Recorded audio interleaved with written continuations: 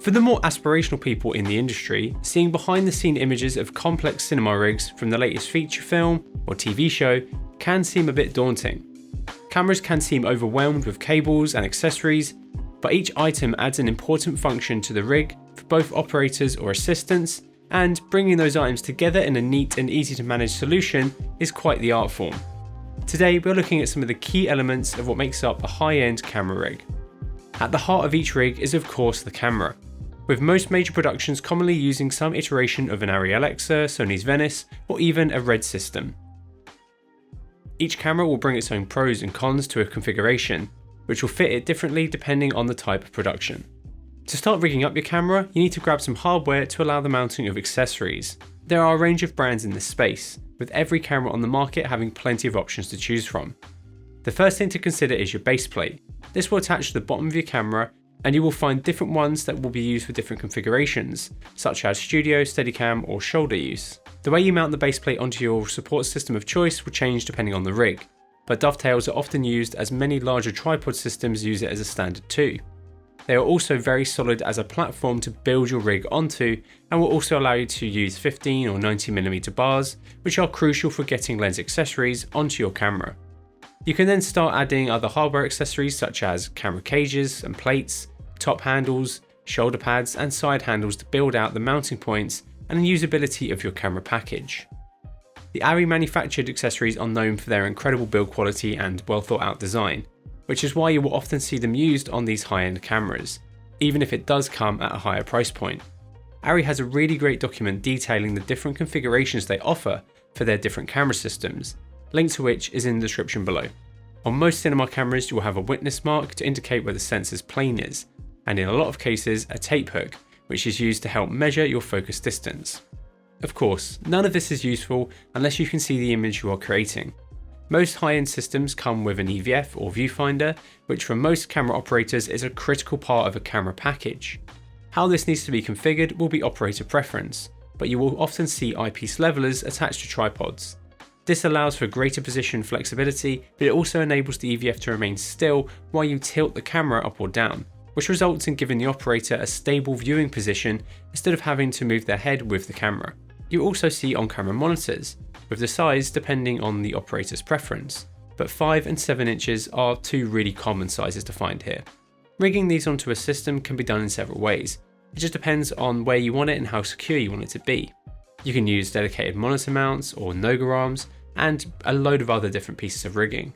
There are also going to be larger monitors throughout your set.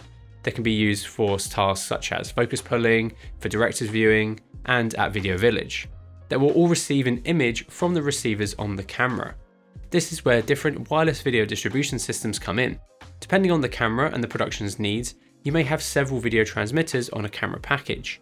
This can be from brands such as Teradek or Vaxis, who offer zero delay systems, which will be most common for sending video to people who need a low latency feed, such as a focus puller or director.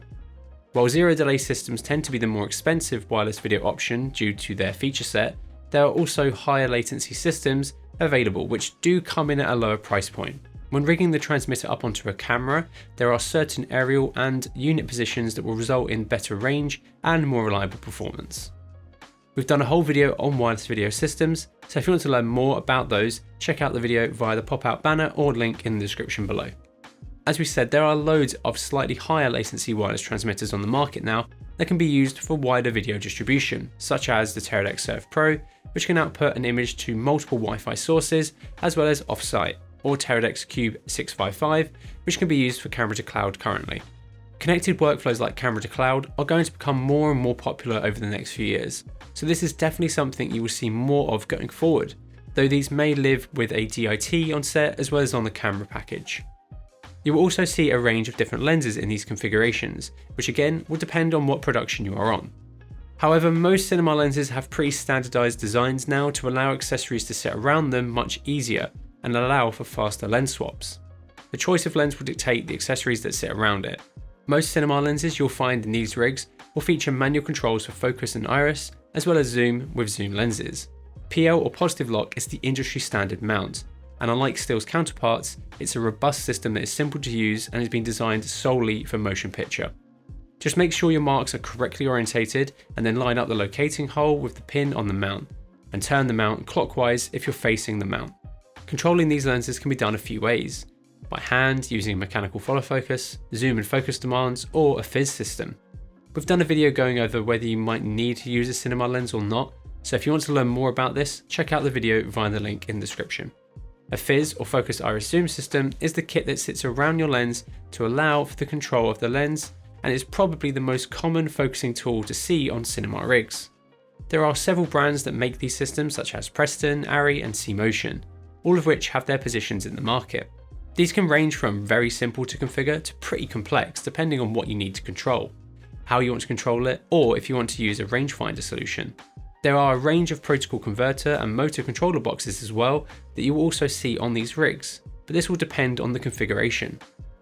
Capturing your lens's metadata such as t-stop, focus distance and lens calibration is also a crucial part of many workflows. This can be done using protocols like Zeiss's extended data and Cook's iData, or using third-party products like those from DTS Film, which allow you to do this with lenses that don't have a protocol built in. A focus rangefinder is the unique looking box or cone looking thing you'll commonly find positioned just above a matte box, and they are used to measure the distance of your subject in real time.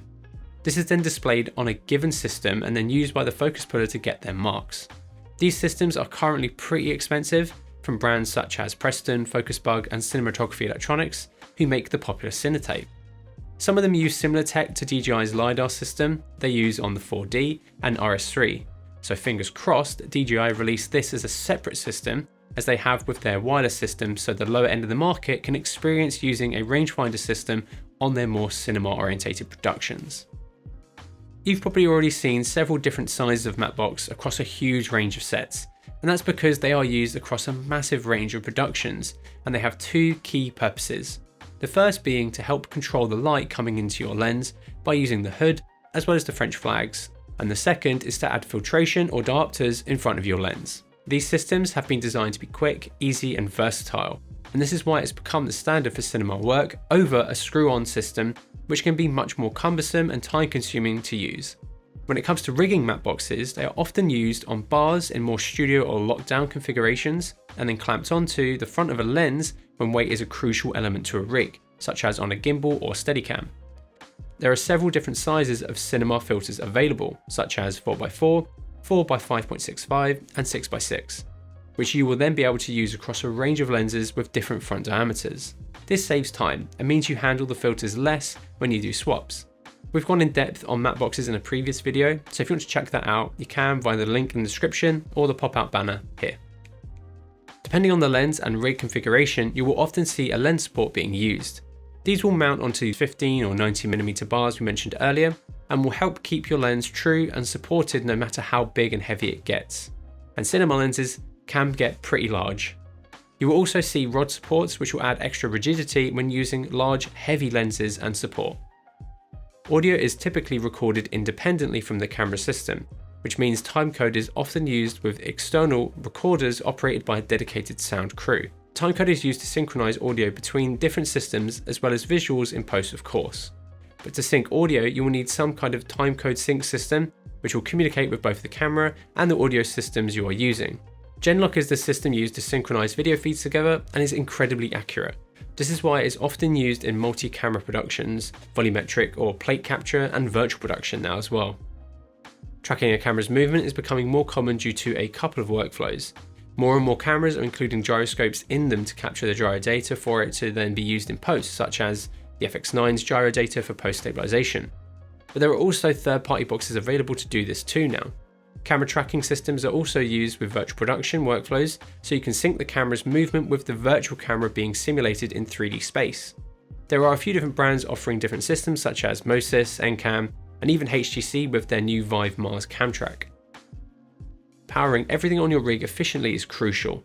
Most cinema rigs will either be using onboard batteries or external block batteries, but this will depend on the production's needs. Onboard batteries will range in size, but will use one of three mounting systems normally. V-Lock, which is the standard in the UK currently, Gold Mount, which is the standard in the US, and B-Mount, which is Arri and Bebop's new mount, which hopefully becomes the new standard. There are also systems for managing power on your camera, such as a shark fin or hot swap plates, which allow you to change batteries without needing to power down your camera, which with cinema cameras can take a while. With the huge range of accessories that can sit on a cinema rig, making sure each one of them is powered consistently and safely will dictate what size and type of battery you need, what cables you need to run, and whether you need a power distribution plate or extra battery sources on the camera. Power distro plates on most cinema rigs are a pretty key piece to getting everything powered, and some will even feature a DC input which will allow you to power the plate, which includes your accessories, and still do battery swaps, which is helpful when not using a hot swap plate.